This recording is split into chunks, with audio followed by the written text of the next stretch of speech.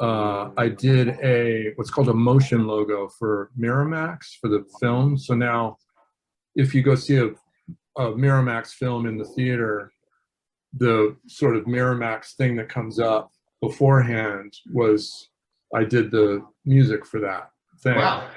And but the reason why I bring it up is because it was like literally the first time that it was me in my room at home, like from getting the movie to inputting it to matching the picture to doing the thing to doing the recording to outputting it all without any assistance at all, and I was like, because I kept thinking, because I know the guy who does music for Miramax, does like music placement and music supervision and stuff, and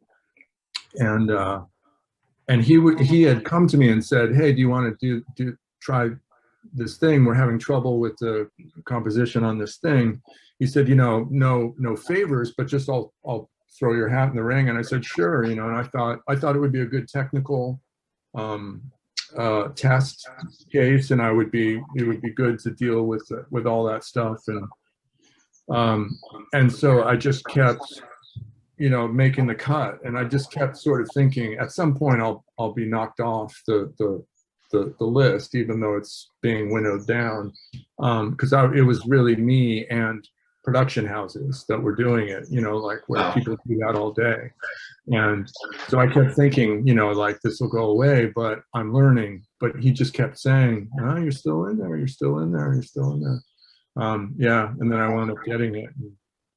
Yeah, and then That's unbelievable.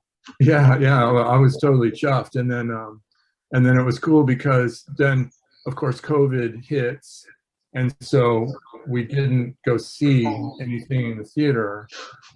And then when you see things online, they're distributed differently. There's usually different deals made. So even though it might be a Miramax film, it's Miramax, Blumhouse, something else that actually does the streaming version of it, and so I just didn't see it until fairly recently. There's that Paul Bettany film where he plays a closeted gay man in the 60s, maybe in the South. I forget what it was called, but anyway, it was a Miramax film. And my wife and I just started watching it, and up came the thing for the first time, and we were both really, really chuffed, Do you plan on like doing more of that? Yeah.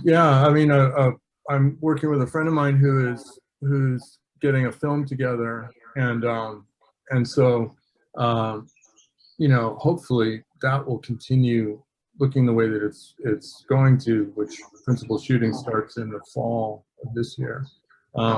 So, and he's just a friend from boyhood. So, so the cool thing is I have done bits and pieces of film and like the Miramax thing, but I've never done it with, it's very much, I learned this the hard way actually many years ago when I got kicked off a project, but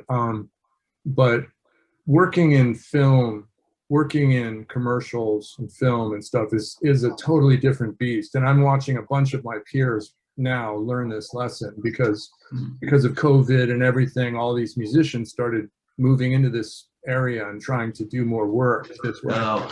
And I'm like, just know it's a really fucking different beast. And if you're used to, fighting the record company for something, that's nothing compared to like, you're just going to have to park your ego and what you would like and do the work for someone else, because you're working for the man. You're not working, it's very different, So, and that's fine if you approach it that way. And I have since, and it goes much better, where I'm just like, well, I think this is better, but if you want to do it your way, that's fine. I get Like it. that's what they're paying you for, right?